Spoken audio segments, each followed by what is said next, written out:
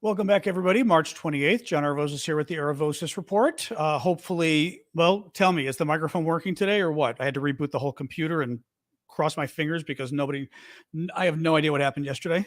Is the sound working or no? As it should. And then I'll start TikTok. Okay, I had to reboot the computer. Yeah, there's nothing else to change. It simply didn't work yesterday. So I didn't want to reboot when we were already live with thousands of people. So, all right, that's good to hear. Let me get TikTok rolling here. And as always, introduce yourselves while we are waiting. And we'll wait 2 or 3 minutes for the TikTokers to roll in as well. Hang on here. Okay, really? TikTok's doing its ridiculous thing. Stop it! TikTok is putting ridiculous things on me again. Oh my God, I hate this thing. All right, folks, I'm really going to kill the TikTok people. Is it enhance? No. They've got effects. That's what I'm going to go for. Jesus Christ. TikTok decided to throw a snowman's outfit on me or something ridiculous. The thing is, I didn't even touch anything. It just does it. It's the most annoying thing. I mean, I touched a button and it exploded and became me in some outfit. Oh God. Oh my. That's the second time TikTok has done that to me. Oh, it hasn't made me a cat yet. Anyway, hi everyone. Was it skiing? Was that what it was doing? It had me skiing in some parka or something. I have no idea. Well, as always, if somebody has the photo, grab it and send it to me. Oh my God. Anyway, welcome everybody. We'll wait 2 minutes for folks to join us. Enough folks on TikTok and YouTube and everywhere else. Because usually they get the notice as soon as I go live, but then, we have to wait 2 minutes for them to actually get here. So introduce yourselves if you would. And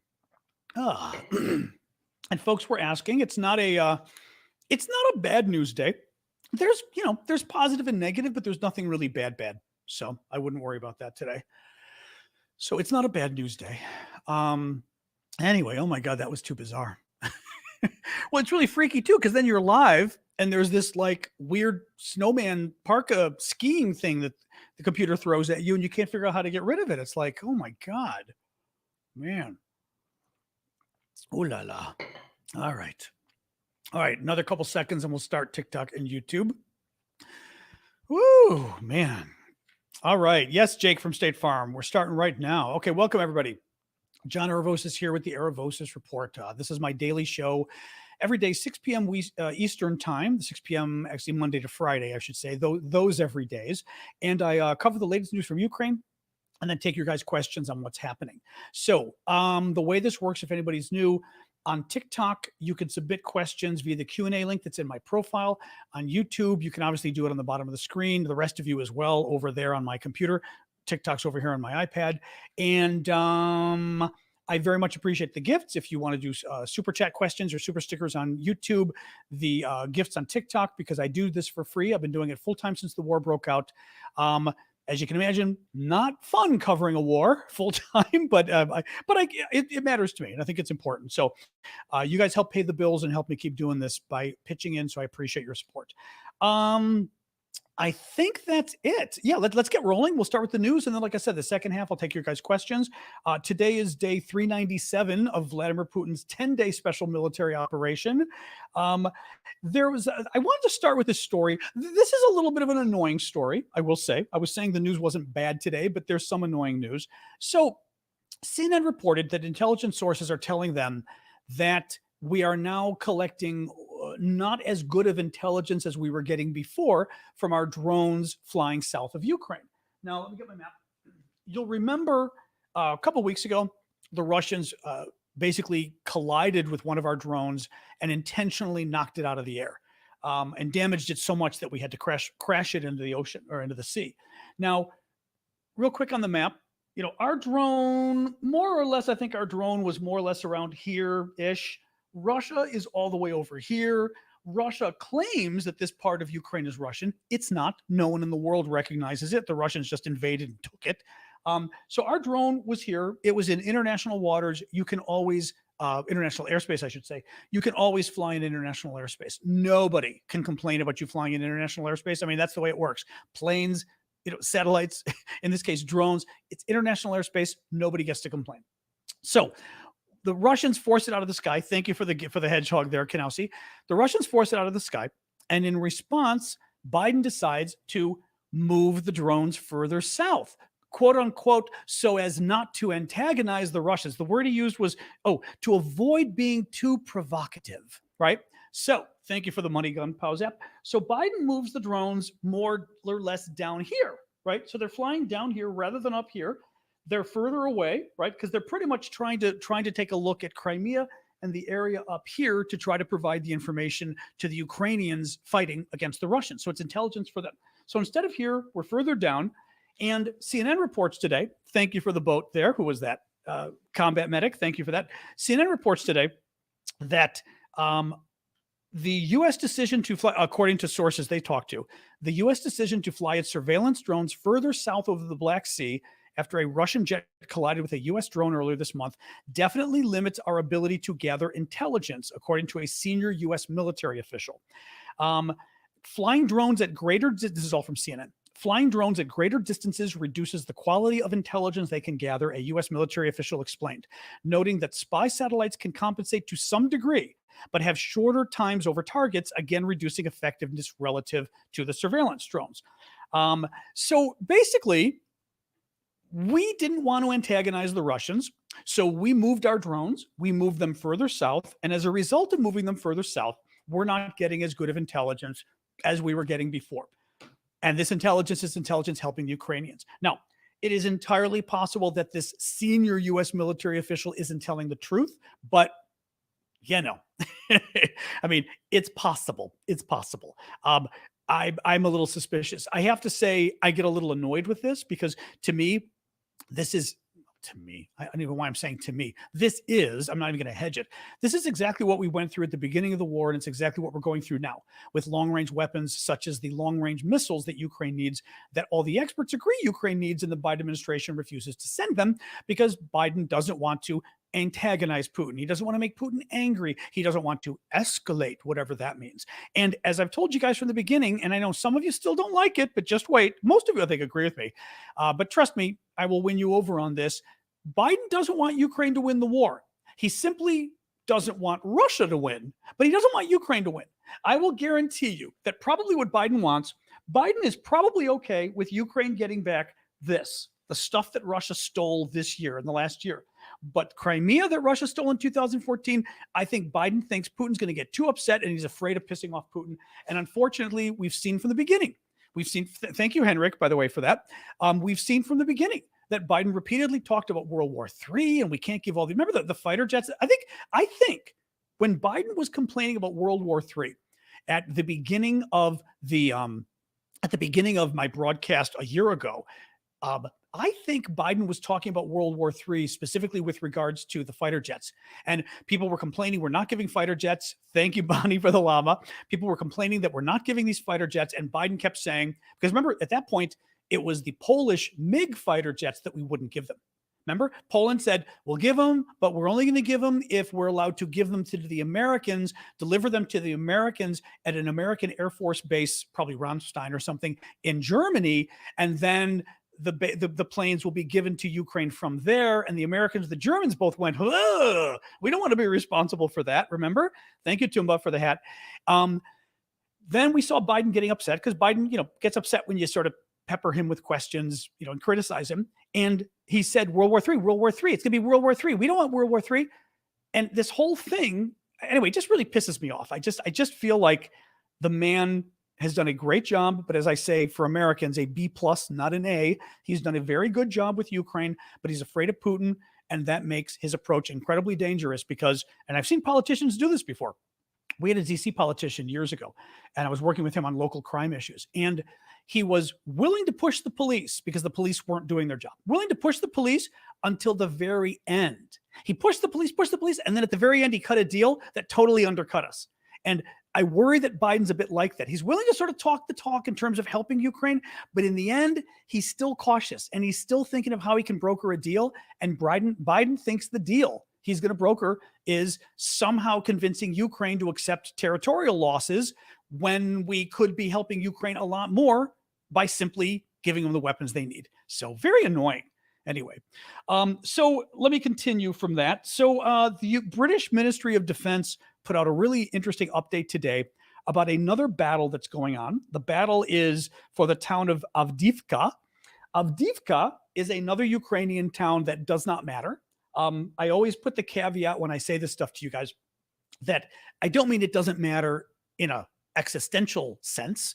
Obviously, we care about every Ukrainian town. We don't want the Russians stealing any of them. But when it comes to military strategy, just like Bakhmut, the town in the east that the Russians and the Ukrainians have been fighting over for like 9 months, Bakhmut does not matter militarily. The only reason we think the Ukrainians have been fighting there is because it is such a poor battleground for the Russians. The Russians are losing so many men fighting for Bakhmut because it's so difficult for them to win there that the Ukrainians are basically saying, well, you know what? If you want to fight in a town that's awful for you, if you want to fight Russia for this town where your soldiers are just getting destroyed, we are happy to stay here and watch your soldiers get destroyed. Now, the Ukrainians are still losing a lot of troops in Bakhmut as well. But the ratio that NATO was talking about was for every Ukrainian soldier that dies in Bakhmut, 5 Russian soldiers are dying. Right? The typical number should be 3 to 1 because Ukraine is defending, Russia's attacking, and it's easier to defend in principle. So the Russians should be losing 3 troops to every 1 Ukrainian. They're losing 5. Now, the Ukrainians themselves say that the Russians are losing 7 to 1. That's why I go with the NATO number because it's in between. 5 is still really bad. Thank you, Kyle, for the llama. Well, the Russians are doing it again. They remember. Okay, so first we got Bakhmut. I've got like three places to talk about. First, we have Bakhmut. Bakhmut's over here. That's the Ukrainian town the Russians have been fighting for 9 months and have not been doing well. Then, a couple weeks ago, Volodar pops in the news. Volodar is down maybe right here. Another Ukrainian town on the front. The Russians spent like 3 months trying to take Volodar, and this is where they got destroyed. Sorry, move this over. You might remember Volodar is the town I told you about where the Ukrainians put the landmines alongside the main road, but they left the main road open. So the Russians drove in with their tanks and thought everything was fine. The Ukrainians then started blowing them up, and the Russian tanks turned around and tried to leave. Well, some of them, a mixture of tanks and vehicles. Sure, people were being critical and they're not wrong. Tanks can do this in principle, but the vehicles can't. So the wheeled vehicles had to go off the road and turn around, and as soon as they went off the road, they blew up. Well, all the tanks, all the vehicles got stuck. They hit all the landmines. The Ukrainians blew them up. The Russians got destroyed in Volodar. So what did the Russians do? They kept coming back for more in Volodar. Thank you, Kanausi. So Volodar was the second big city in the east where the Russians were getting destroyed. Now there's a third one. This is Avdiivka. So in Avdiivka, I'm just going to read you this. Let me show you. So Avdiivka. So Bakhmut is up here. Okay. Volodar is down here. Avdiivka is literally just northwest of Donetsk. I mean, it's a suburb. This is Donetsk right here, the big city. It's just a little bit up here. So you can see all of these are pretty close to each other.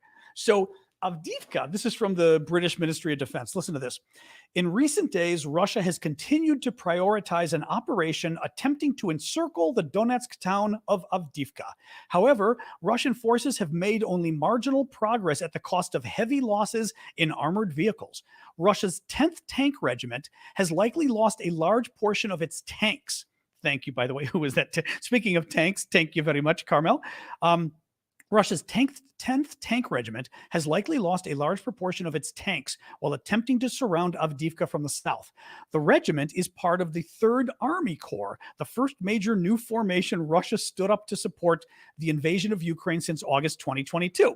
Numerous open source accounts suggested that the 3rd Army Corps, which is this same group that's going after Avdiivka, the 3rd Army Corps has been particularly dogged by problems with ill discipline and poor morale. Despite a likely period of training in Belarus, these were some of the troops that they were training in Belarus, and we were all saying, the Belarusian military is terrible.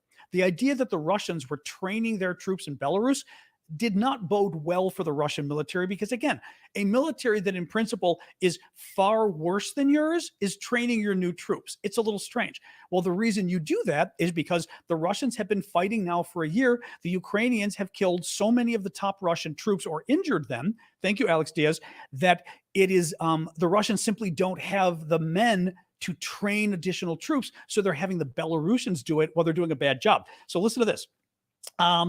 Despite a likely period of training in Belarus, the formation still appears to display limited combat effectiveness. 10th Tank Regiment's losses have likely largely been due to tactically flawed frontal assaults, similar to those in other recent failed Russian armored attacks, such as around the town of Vuhledar. The Russians, bottom line, the Russians are doing the exact same thing they've been doing this whole time in the East. They keep going after these same towns, Bakhmut, Vuhledar, and Avdiivka now, and they're doing the same like frontal assault, just throwing the men straight at the Ukrainians, and the Ukrainians basically mow them down. Thank you for the pinata there, Kanowski. The Ukrainians mow them down. Great news for Ukraine, bad news for Russia, but I just wanted to give you a quick update because Avdiivka has been popping up in the news the last week especially, and I just, like I said, wanted to sort of bring it up because you might have been hearing about it. So I know, yeah, Brave Cobra is mentioning on Twitch. Twitch has some issues, by the way, just for the Twitch folks. I broadcast on a number of different channels, TikTok on my my iPad. By the way, thank you for the gift there, Cheryl. YouTube and other folks on my computer. Twitch is a bit of an issue because if I want to make Twitch where you can subscribe and help pay, which is great, I've got to do unique broadcasts for Twitch. I can't broadcast to all of you at once here. So I would have to finish my show. And at the end of my show, I'd have to do Twitch's own broadcast. So that's why I don't do it yet. Actually, Jingle Bells is already explaining. Thank you, Jingle. I appreciate that. So let me keep going here. So Discord, let me tell you about my Discord really quick, and then we'll get on with the rest of the news. Actually, we're going to have some war crime news, some good news in a minute here, but let me first tell you about Twitch. Thank you, Marcy, for the Gamer Cat.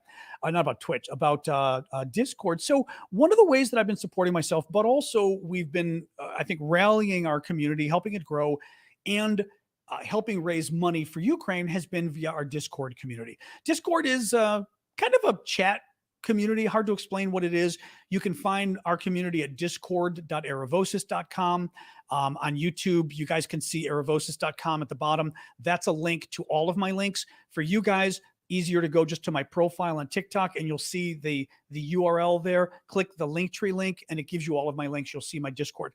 One of the things we do on Discord for raising money for myself, but also for the Ukrainians, is we've been doing really cool auctions of stuff from Ukraine that I've been getting, and 50% of the proceeds of the Ukrainian stuff goes to Ukraine.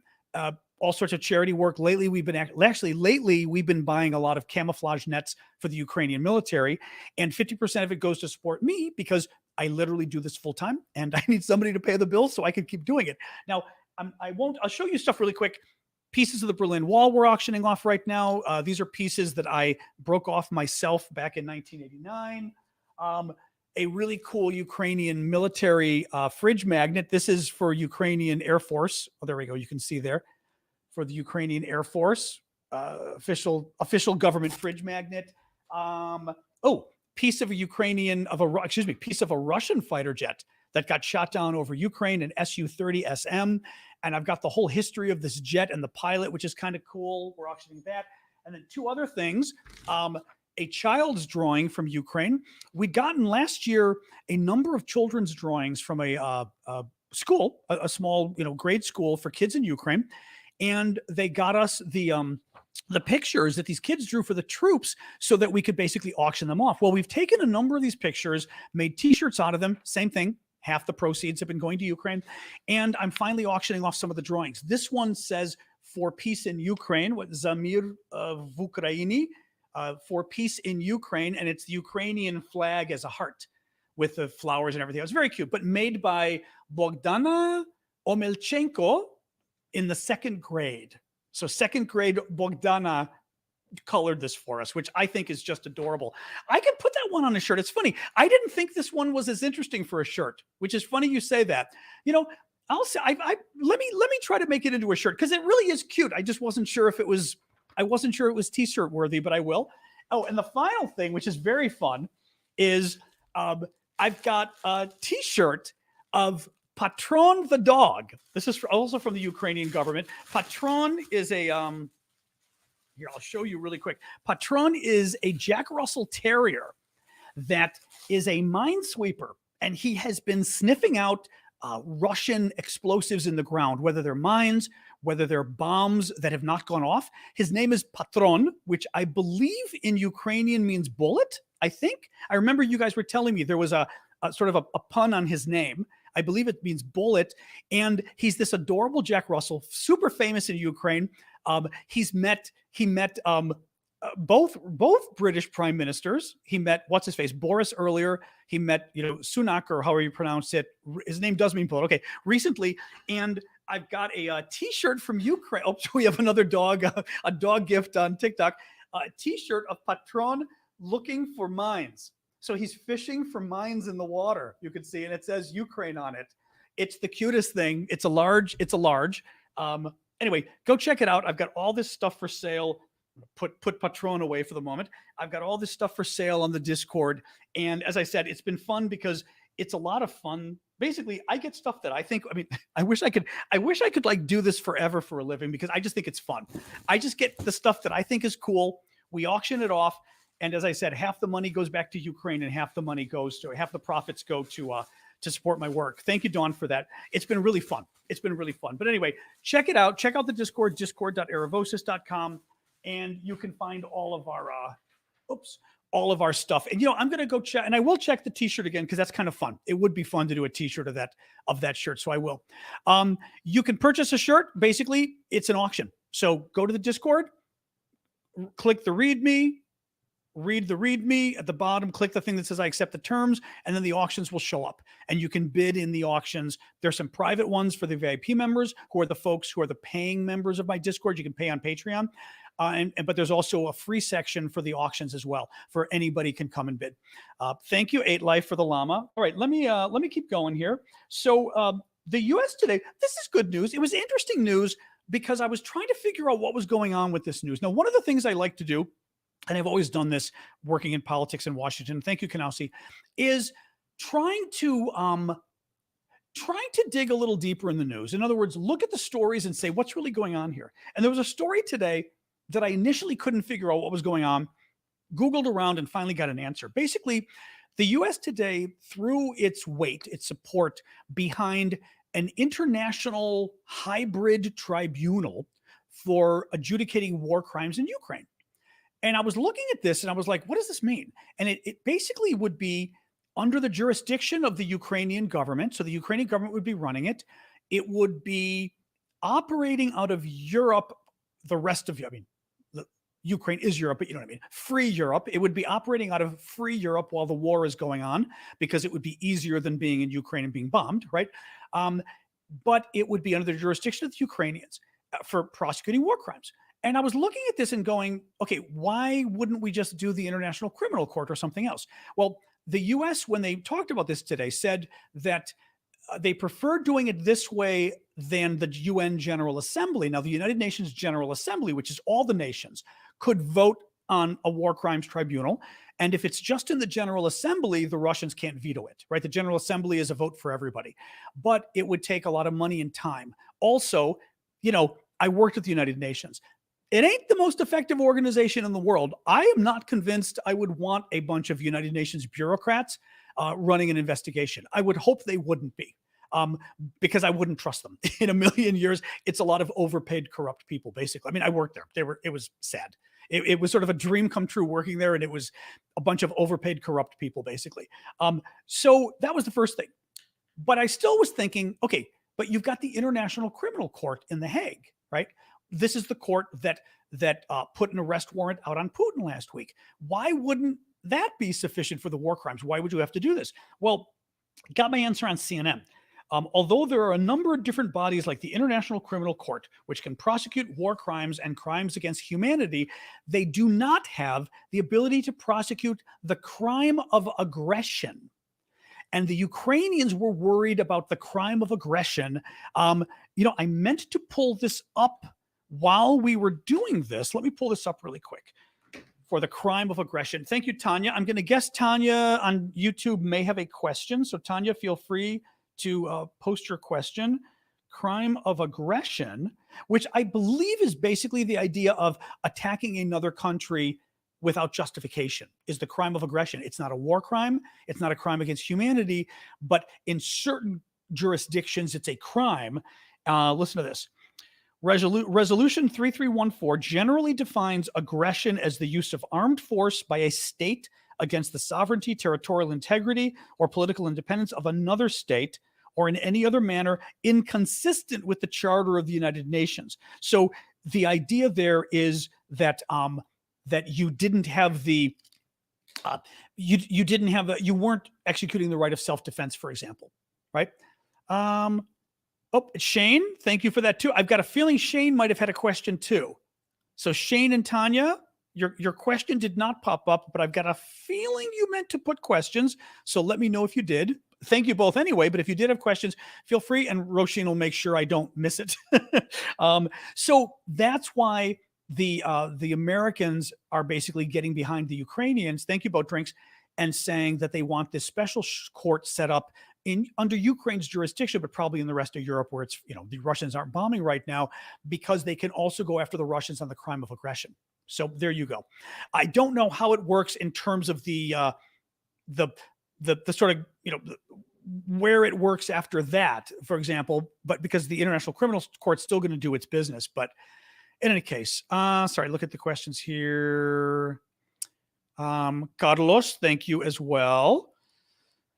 Now that's a good point too. Actually, this is an excellent point. Bruce Pierce raised an excellent point. I should have thought of that, Bruce. Bruce Pierce raised an excellent point on TikTok, on Twitter. The United States is not a member of the International Criminal Court, which is true, because we were afraid they'd come after us and our troops, and doesn't want to set the precedent of following their rulings. That's a brilliant point.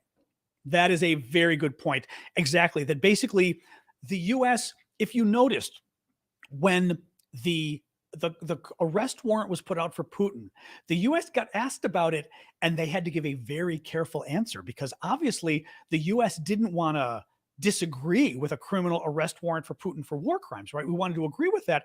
Thank you, Chazak, for that. But at the same time, we didn't want to give credence to the International Criminal Court because we don't accept their jurisdiction, right? So it would be hypocritical. So we talked generally about Putin has committed war crimes and he should be held responsible. We agree, without saying, yeah, the criminal court is where it should be. So that's a really good point, is that this allows us to really put ourselves 100% behind this other court. And we don't have any of the weird political problems we have because we've not signed on with the ICC. Tanya, I do have a question. I thought you did. John always says that NATO wouldn't accept Ukraine even after the war is over. Why? Hungary. Well, Hungary. What I mean by that, hang on, sip of water here. What I mean by that is a couple things. One, Ukraine would have to have all of its territorial disputes resolved before it could join NATO. Simple reason is because we wouldn't want to have to go to war immediately, right? If Russia were still occupying Crimea, and Ukraine and Russia did not reach some agreement on that, we would be looking towards a future war between the two countries about Crimea.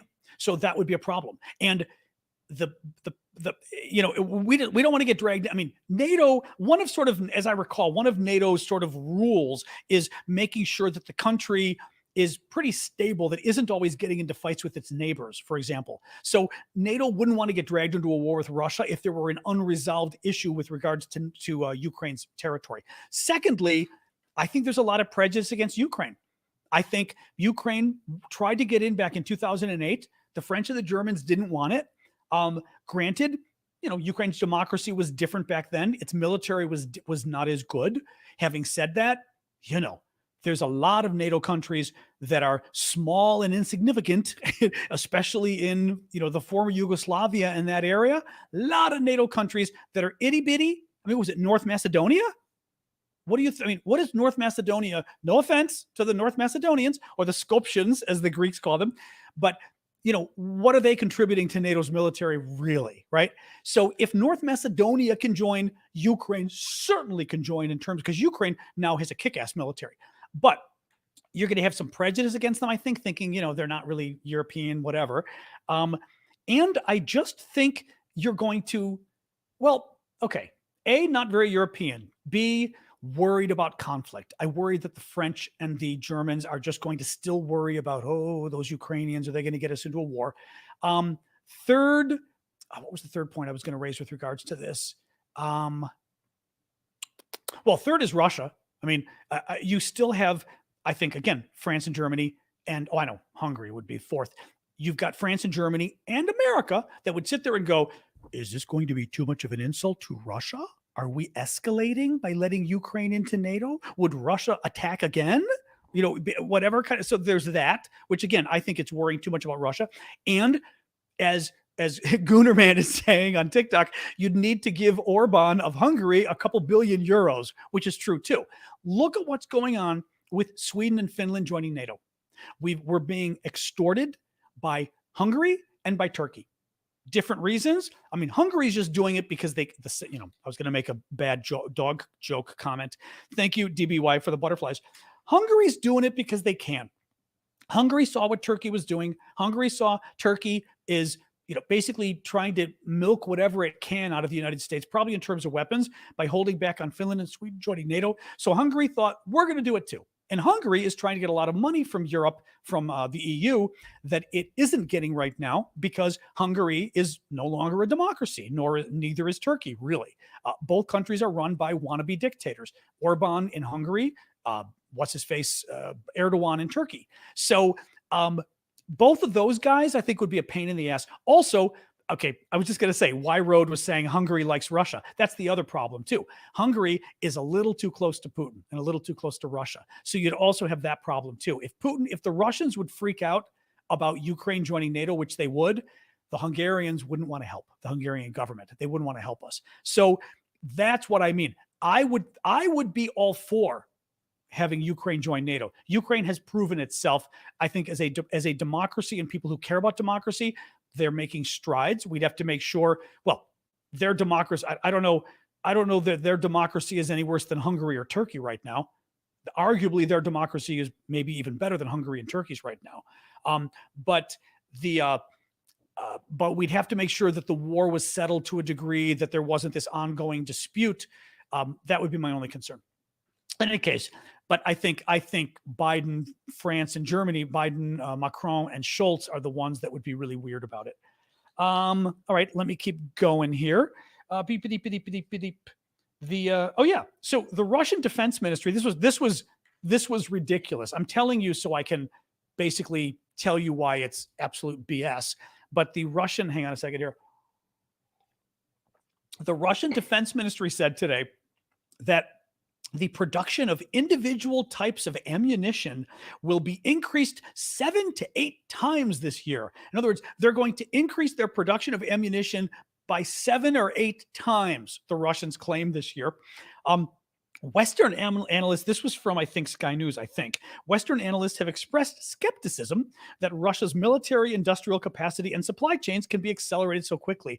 I express skepticism because why did Russia wait over a year, right? We're 13 months into this war. Why did Russia wait till now to say, hey, let's increase our ammunition production by 8 times, right? 800%. Why would or actually 8 times is probably 900%, isn't it? Or is that 700%? That would be 700%. Yeah. Why would they do that now? Why wouldn't they have done that last year? They're lying. There's no way they can do it. I don't know whether they can increase it at all, let alone 8 times, but I think none of the experts think that it's possible. The Germans, 3 German-made Leopard tanks, main battle tanks sent by Portugal, have arrived in Ukraine. France is going to double its supply of 155 millimeter shells to Ukraine, bringing it to 2,000 a month that they're delivering. And Bulgaria, the former defense minister said, will likely sell hundreds of thousands of ammunition rounds to Ukraine through intermediaries. So, as we know, Ukraine has been using a lot of ammunition, not surprisingly, and NATO has been trying, or the countries, I should say NATO, the European and the NATO countries overall have been trying to find other ammunition for Ukraine. So hopefully some of this is doing it. I also have a Patreon. Make sure you check that out too, guys. It's patreon.com/Aravosis. It's on my screen for YouTube and the rest of you there. For you guys, you can find it in my bio. Just go in TikTok to the bio where you see Linktree, click it, and one of the links that comes up will be my Patreon. Patreon is really useful for basically just making a monthly contribution to folks.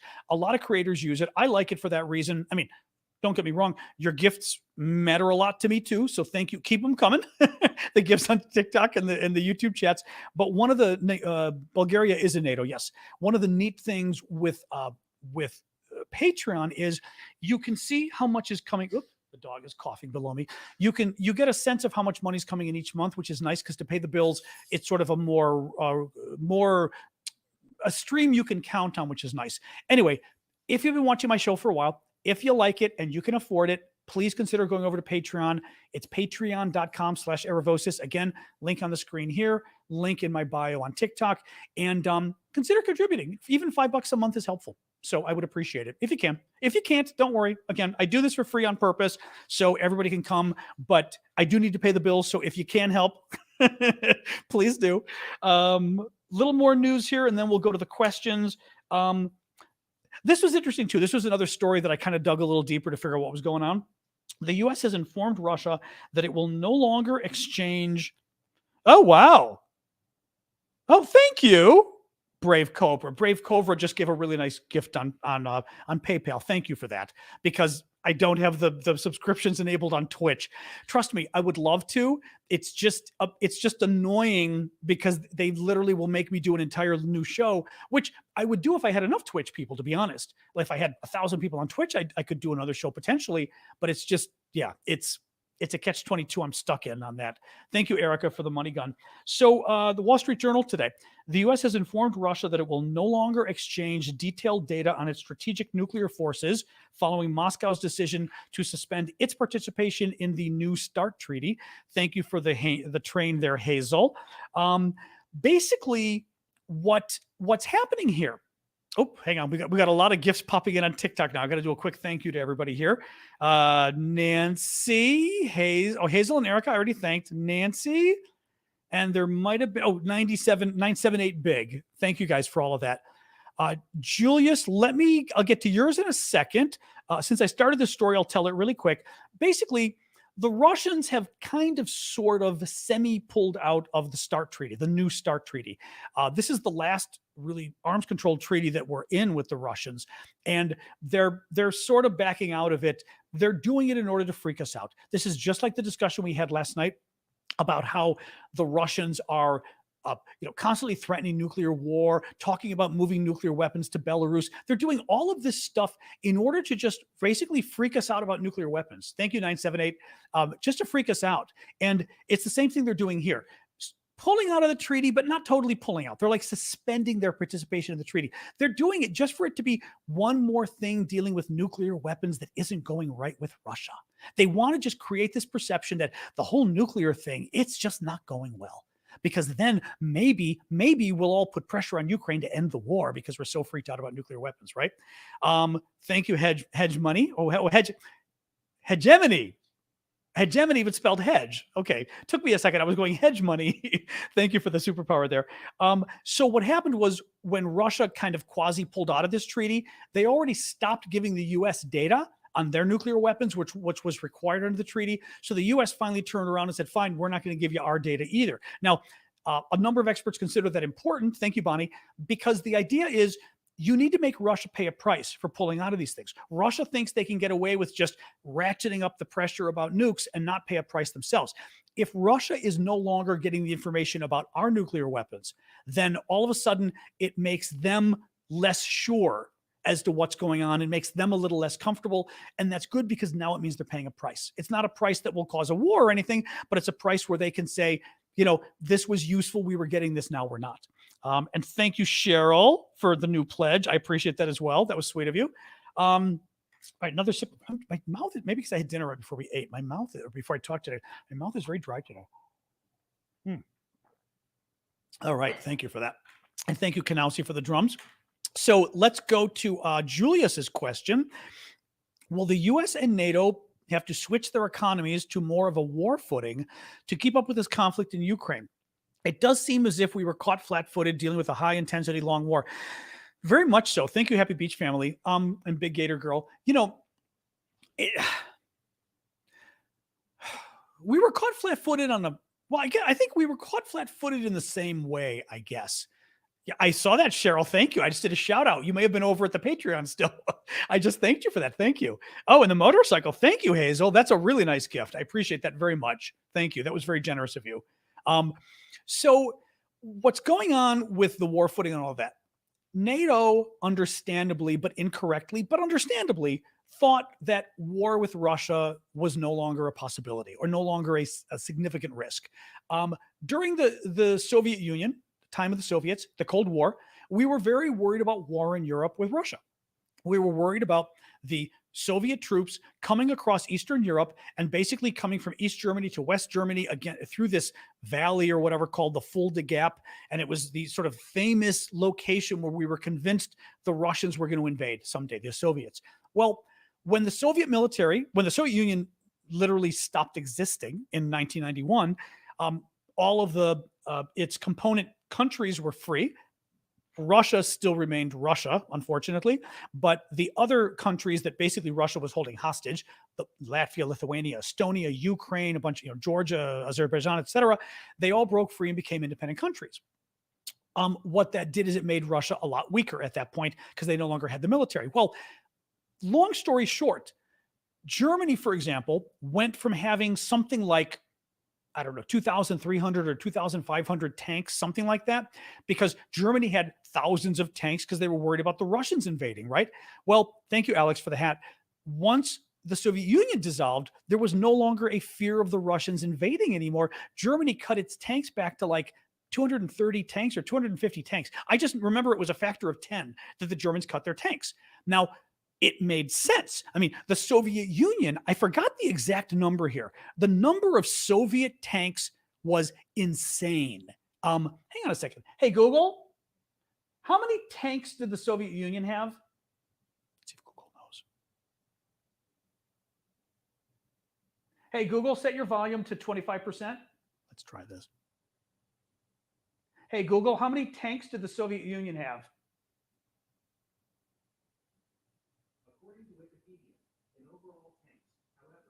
Soviet numerical advantage was considerable as the Red Army had a large quantitative superiority. It possessed 23,000 tanks. Hey, Google, how many tanks does Russia have? So 23,000 tanks the Soviet Union had. On the website visualcapitalist.com, they say of Russia's nearly 13,000 active combat tanks. Saying 13,000, I read fewer than that. And nonetheless, okay, Google, stop. At the very least, it's half the tanks. I read fewer than that. What I don't like is Google doesn't stop talking after a while. Actually, Jean-Marc, somebody needs to like give me advice on the window thing because I'm happy to buy sort of a thing to put there. I just don't know what to get. A vinyl window tint. I'll write it down. In any case, we were no longer worried about the Russians. We thought the Russians had decreased their military significantly, right? The number of men, the number of tanks, etc.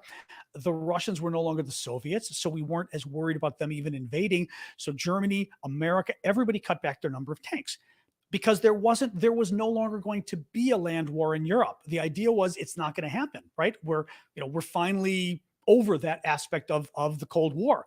Well, what happened now? Russia showed us that we're not finished with lands wars in Europe. Everyone's worried about it, but nobody's prepared because nobody's got the tanks and nobody's got the ammunition for the tanks. I mean, we had it, but we didn't have enough because we didn't plan on doing that. We were planning, America, for example, is worried about war with China. A war with China, there's going to be a lot of air and sea involved because of where China is versus America. The war on terrorism is the other thing. Well, that's a lot of different stuff, but I don't think we imagined it being the kind of tank battle we were going to have with the Soviets, right? Having the same kind of a tank battle with ISIS, for example. So the war in Ukraine, I think, caught a lot of us off guard because it was not the kind of war that NATO was prepared to fight. NATO didn't think that war was ever going to happen again, and now it's back. So that's what happened with all of that. You know, you'd have to delve into each country individually to see, and I'm not an expert on that, but the Brits are talking now about how their military was sort of underfunded. I don't know whether it's underfunded to face the Russian threat or whether it was underfunded, period. Like basically, they'd always been saying they needed more money and they never got it, even though everybody knew the Brits needed more money for the military. I don't know, but that's another possibility. Certainly with regards to NATO. Look, Trump made this argument. This one, I'm going to defend Trump on this argument. Thank you, Timothy, for the chef's kiss. Trump was always arguing when he was president that NATO wasn't keeping up the NATO countries, most of them were not keeping up their end of the alliance. And he was correct. A NATO country is supposed to, has committed, NATO members commit to spend at least 2% of their, believe it's their GDP, their gross domestic product, on the military. The US does, most do not. Some countries, Germany promised to now go there or to do even more, but then I think the German plan hasn't gone anywhere in the last year.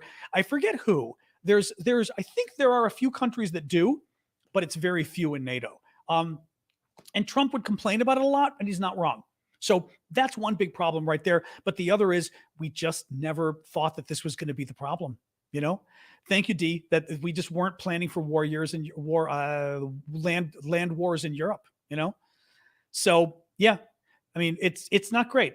I agree with you. It's really weird because also, you know, you think just that, like what would happen? I mean, what would have happened if the Russians did decide to go after Estonia or Latvia or Lithuania or Poland or whatever? Now, having said that, the Russians are really bad at this. I mean, the good news is if we were in an all-out war with Russia, they wouldn't be doing very well, right? Because we'd be using, I'm going to turn my light down a little bit here.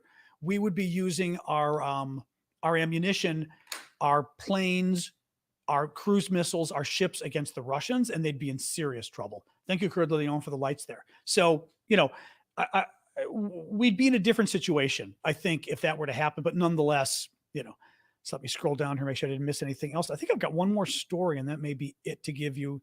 B. Smith, that usually means you have a question. Here it is. Do you think the war in Ukraine will end with peace negotiations or a Russian coup? Well, even if there were a Russian coup, meaning if Putin were overthrown, you still would need peace negotiations at the end of the war anyway, right? So Putin could be overthrown. I mean, at this point, Putin getting overthrown is not the kind of thing we think is very likely right now, right? He's been a dictator for 20 years. He's well entrenched in terms of his power. You know, he knows how to keep an eye on things. If the war keeps going really badly, you know, and all of a sudden the military starts turning on him, the security services start turning on him, who knows, right? No matter what, there will have to be some kind of peace negotiation at the end. I mean, even if Russia were to win entirely, Ukraine wins, whatever.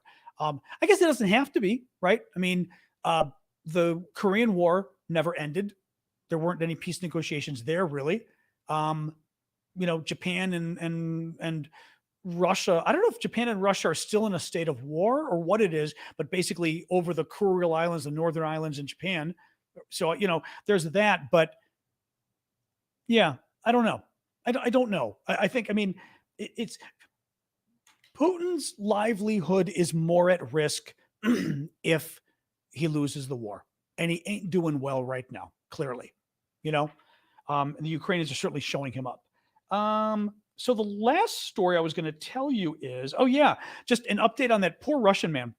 I showed you guys a few weeks ago a Russian man's daughter. I think she might have been 12 years old or so, and she had done a drawing.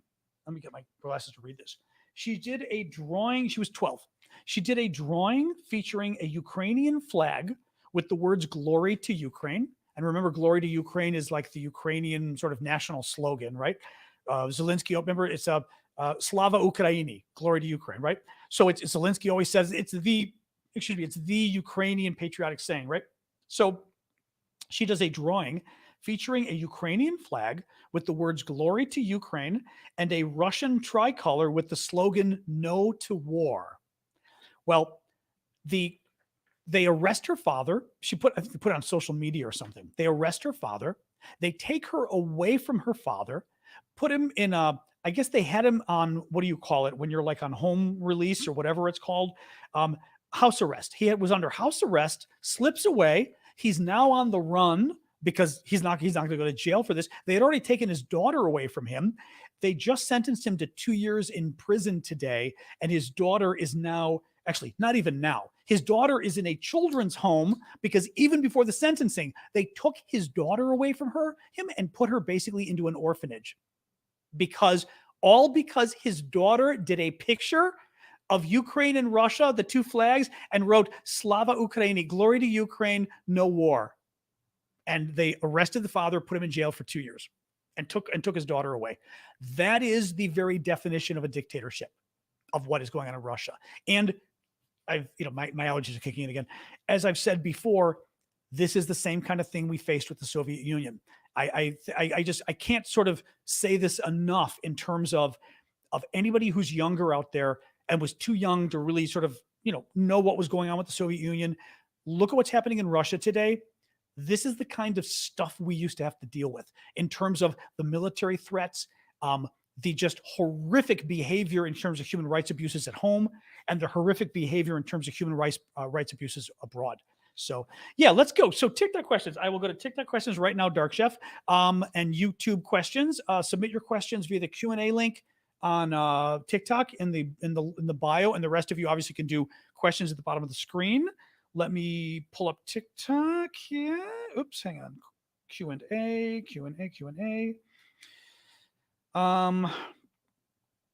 me see. Deep. Oh God, I don't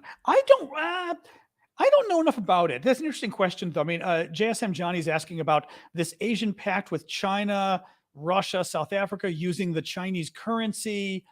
I just don't know enough about it. I mean, the one thing I will say is Russia doesn't want to use Chinese currency. Russia wants to use Russia's currency for international transactions because they're trying to artificially keep the ruble up because of the impact of the sanctions and stuff. I'm not sure if any of them want to use Chinese currency, and like you said, manipulated. That's getting into some pretty high level economics, I will admit. So I'm not sure. When this is over, Ukraine probably will have the third largest army in the world. They'll be huge. How can we not have them in NATO? I agree with you on that. I mean, that's the point, is you certainly on a military perspective, Ukraine has shown just what an asset it would be, right, to NATO. I mean, clearly. Can world leaders visit the UN without threat of arrest, even if indicted by the International Criminal Court? That is a fascinating question. Hang on a second. I don't know the law on this, meaning hold on a sec. I will bet you that part of our agreement in hosting the United Nations headquarters in New York, actually, I should step back. I was going to say part of our agreement was that we would let all the member state, leaders go without encumbering them. Having said that, we basically set up the United Nations after World War II. So I'm not sure that we would have had to give that. Here's the problem with diplomatic immunity. It depends, first of all. Generally speaking, war crimes, for example, the International Criminal Court's arrest warrants are overshadowed by, what's the word I'm looking for? They supersede diplomatic immunity, right? So what the ICC just did, The Hague did, diplomatic immunity doesn't protect you against that kind of arrest. Second of all, the U.S. might not want to enforce an ICC arrest warrant, but we might want to enforce a Ukrainian arrest warrant. And I will bet you the problem is we'd have to have somebody who really knows the international law on this. I would bet you that there is nothing in the law that says we have to let Putin cross the United States to get to the UN headquarters in New York. Even though the UN headquarters, this is the same problem overall, by the way. I mean, diplomats, I don't know. I really don't know. I don't know the law on this. My guess is we could pick them up if we wanted to. Well, but here's the problem. Storman says Castro visited the UN in the 1960s. Yes, but my guess is, not my guess, we allowed Castro to go there. We could have simply said that plane isn't landing. and Castro would not have been able to go to the UN, right? It doesn't matter what immunity he's got. Let's face it. I know that's the UN headquarters agreement, but let's face it. I mean, do you think, actually, I will say Donald Trump has proven this to a degree. Trump kind of proved that even though you've got agreements, you can just kind of say, I'm not doing it, and you don't do it. So, I thank you, Sean, for the answer there. I think the U.S. could have simply said, we're not letting you into the country. That's life.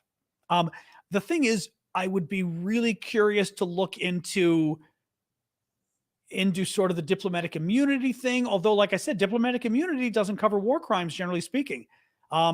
So I don't know, but you'd need, well, okay. UN headquarters agreement provides immunity from the airport into the UN. Okay. Does it cover war crimes? Right? Because here's the thing, war crimes, for example, the arrest warrant from The Hague.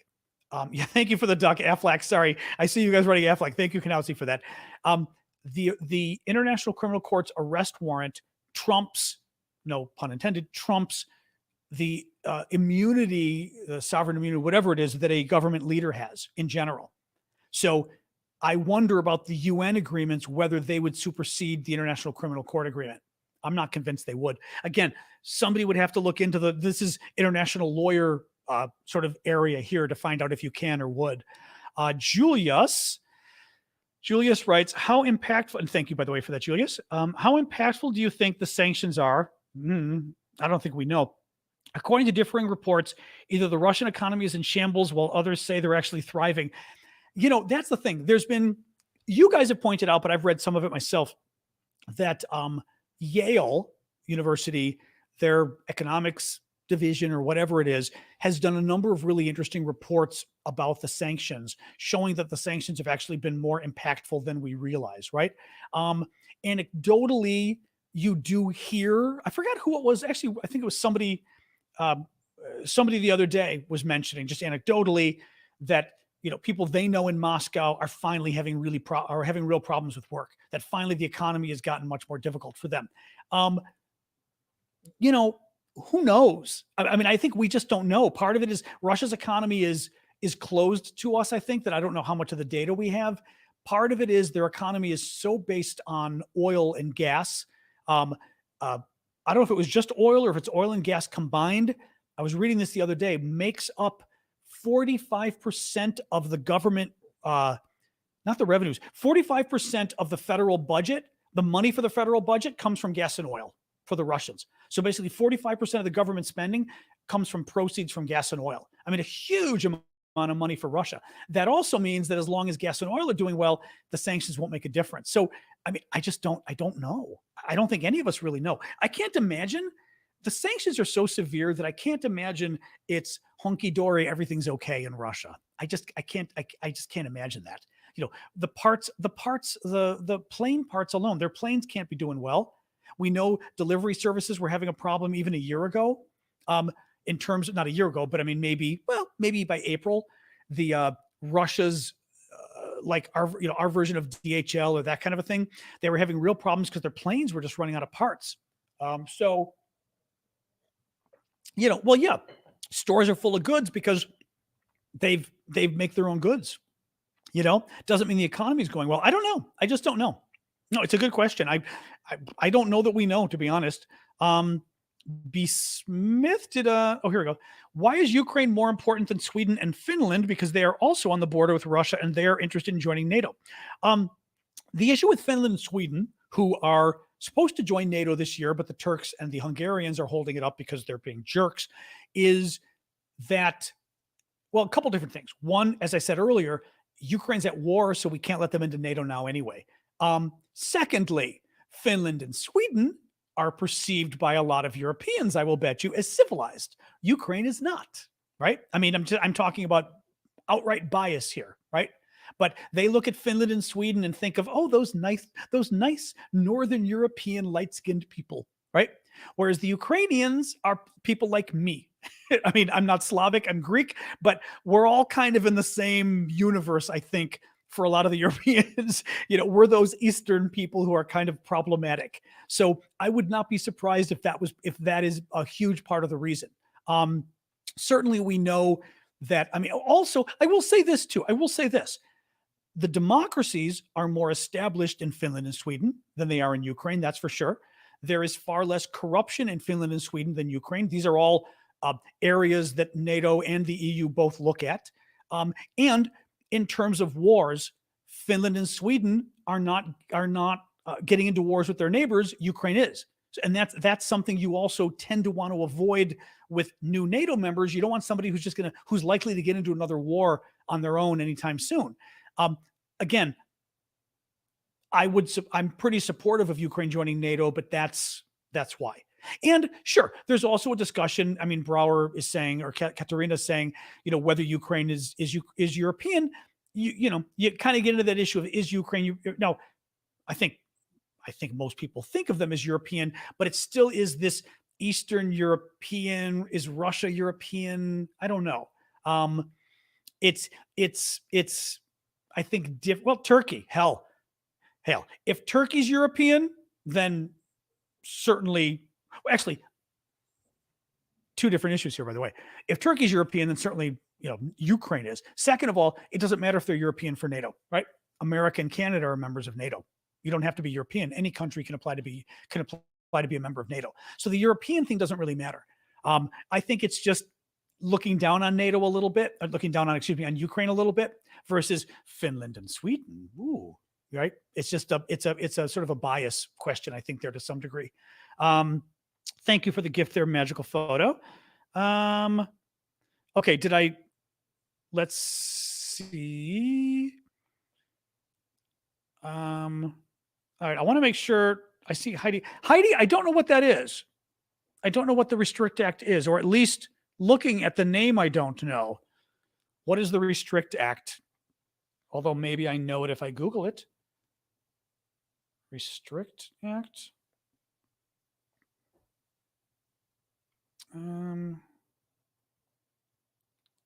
Is that the social media thing? Establishes no.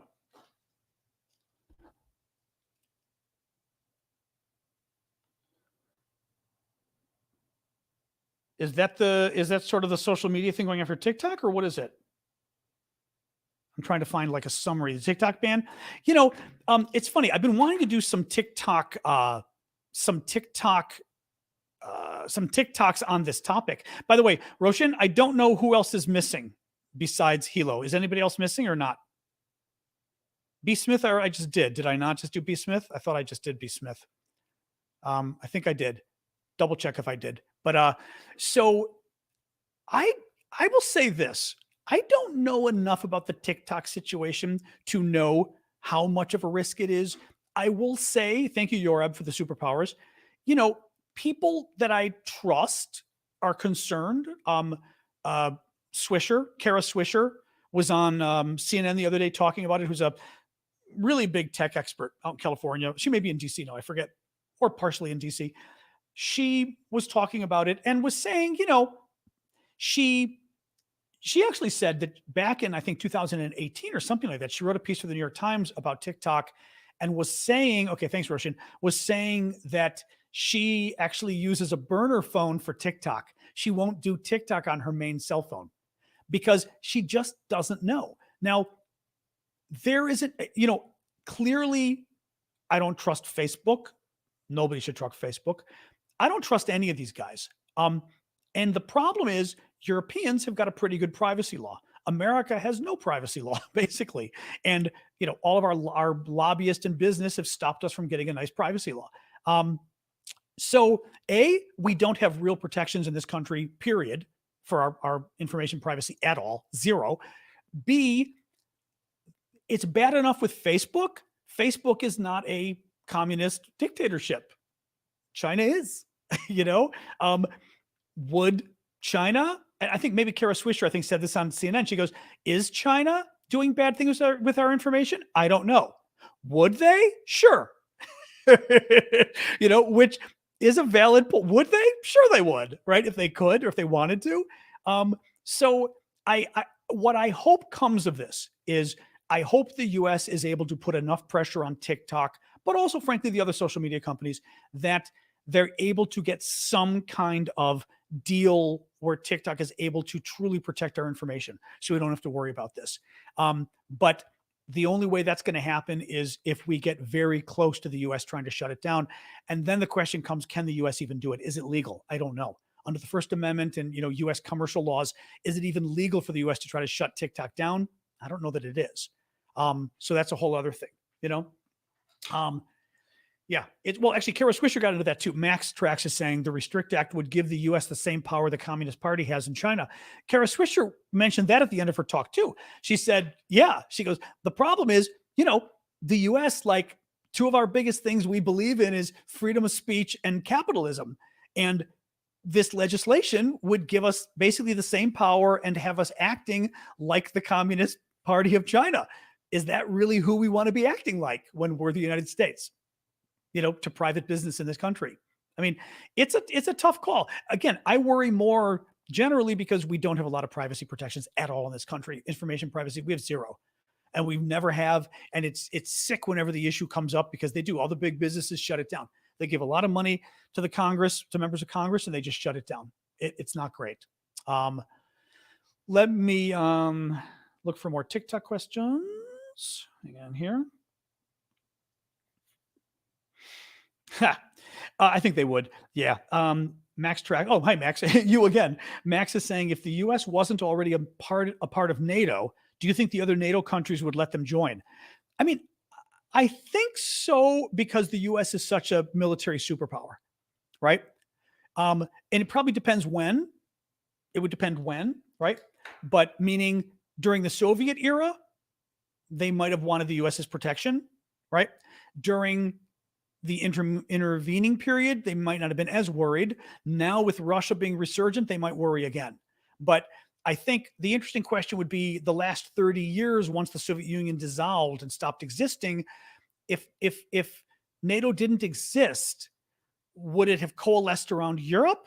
And would America have joined, or would have America have wanted to go on its own and just had a relationship with NATO? I mean, America could have been just America and Canada doing their own thing, and the Europeans being their own, almost like the EU defense stuff that the EU wants to do, So I don't know. Do you think the world would have to be a lot more firm after the war with Russia? What I mean is saying enough is enough. Things can't go on. With Russia, the problem with Russia is they do have nuclear weapons. I mean, in the end, they don't have a lot going for them, but they do have nukes, right? And in the end, how do it's not like we can go in and take their nukes away. So how do you sit there and basically, make Russia a better place, or sit them down and say, we're not going to deal with your BS anymore after the war? I mean, we could try in terms of our sanctions and stuff, right? We could try.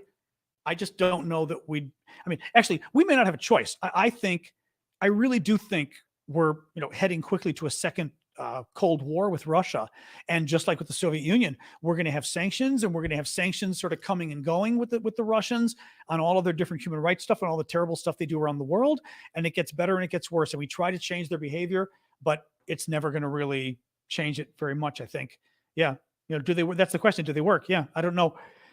It's going to make much of a difference. Oh, I'm yawning at you again. Oh,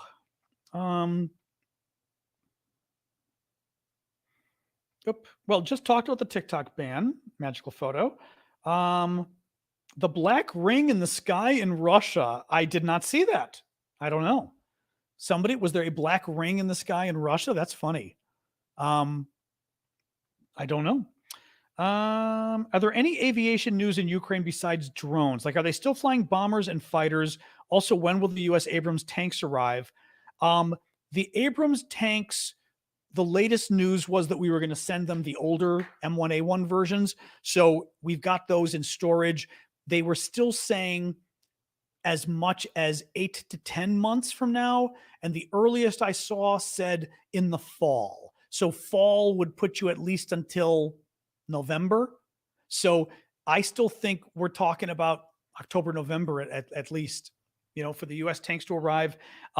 Ukrainian aviation, we never get much of an answer on this, other than we know Ukraine is still using its fighter jets. I don't think they've got bombers. or they're not using them. I don't think, but they've got fighter jets that they use, but they're using it, I think, on local missions, in their, whether it's patrolling their own airspace or kind of quick missions. Because we're also going to be giving them more weapons that they can hopefully use on their bombers, right? So they do use them, and they may have to use them more once they get some of the weapons we're going to be sending, or that we have sent, I think, already. I forgot, what were we talking about the other day? Remember, the U.S. is a couple different things. We're sending weapons, but also we were looking at whether some of the weapons we had could be maneuvered so that they can be used on the Ukrainian MiGs. I forgot what weapons it was, but anyway, the point is, if we have weapons that can be used on the Ukrainian MiGs, then that will give more of a reason for the Ukrainians to actually use the fighter jets in the future. So they may use them more. The ring was Putin's dream of Soviet Union 2.0 going up in dust. Yeah. CNN reported that TikTok is responsible for the ammunition shortage in Ukraine. That's weird. I have no knowledge of that. The JDAMs are now MiG compliant. That's good. It was the harms. Okay. Oh, the harms were was that what we were looking into? It was something we were looking into. It was like a week or 10 days ago that it was in the news, saying we were sort of investigating whether possibly they could even be jerry-rigged to fit on a MiG. Let me see what else. I don't know why I'm yawning now. Oh, I did not take my allergy pill. Usually my allergy pill makes me yawn by the end of the show here. Do you believe the U.S. and Russia will engage in a hot war? No, not at this point. I mean, by a hot war, I assume we mean Russia and America actually go to war against each other. I don't think so. Again, if Russia uses chemical, biological, or nuclear weapons in Ukraine, then we've got a problem. Then we've got a real problem. Short of that, I'm not sure there's going to be that there's going to be any reason for the U.S. to enter the war. Oh man, sorry guys. The other possibility, obviously, it goes without saying, if Russia were to attack a NATO country, then we're going to war. We know that, but I'm leaving that as a given, right? But otherwise, I think they'd have to use weapons of mass destruction. That's very funny. Thank you, Hedge Money, because I'm yawning and my eyes are watering. Hedge Money put the going to sleep gift up on the screen. That was not very. I know. I suddenly, maybe I'm tired. I don't know. I suddenly got to the point in the show where all of a sudden I'm yawning. Terrible. Oh man. All right, guys. I think I will take this as a sign that I'm yawning at you all. I know I'm making you yawn. Sorry. Oh, and my eyes are watering now. I think I will take this as a sign that we can call it quits. Let me do a quick summary of the news that we covered today. And then I won't do a Discord tonight. Well, we can go to Discord for a little bit. We can go hang on Discord for a little bit tonight. Why not? I won't go too long, but a little bit, because I don't want to strain my voice, and I'm tired, but at least there I can hang. So we'll go to Discord after the show, discord.aravosis.com. You can, or just aravosis.com. There you'll find it. You guys go to the link in my bio. You'll see Discord is one of the options. I'm going to yawn at you again. Oh my God, I'm sorry. And we'll go hang out on the Discord afterwards for a little bit. And let me then do the quick news summary and we'll be gone. So CNN says the U.S. isn't getting as good of intelligence now that we moved our drones further south to appease the Russians. The Russian Ministry of Defense weighed in about a Russian attack on Avdiivka, a town in eastern Ukraine that the Russians are doing just about as well as they're doing in Bakhmut and everywhere else, which is not that well. So more Russian wasting of men and equipment. The U.S. today threw its support behind a special tribunal in the form of an internationalized hybrid court within the judicial system of Ukraine to prosecute Russian war crimes. The Russian Defense Ministry said today that the production of individual types of ammunition will increase 7 to 8 times by the end of this year, and nobody believes them. 3 German-made Leopard 2 tanks arrived in Ukraine from Portugal. France will double its supply of 155 millimeter artillery shells to Ukraine, and Bulgaria will likely sell hundreds of thousands of ammunition rounds to Ukraine. The Wall Street Journal says the U.S. has informed Russia that it will no longer exchange detailed data on its strategic nuclear forces following Moscow's decision to suspend the same.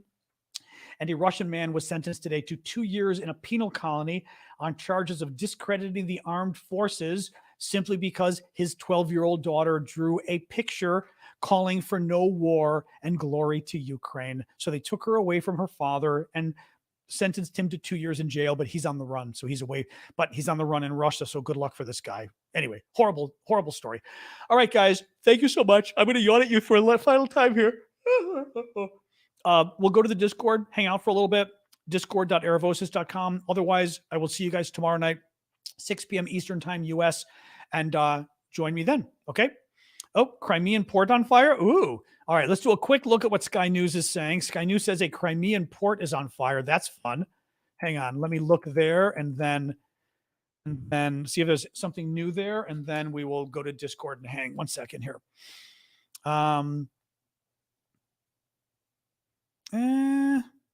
Where is this? Right, it's not in their update. Is it on Sky News's homepage or something? It's not on their Ukraine update page. Let's see here.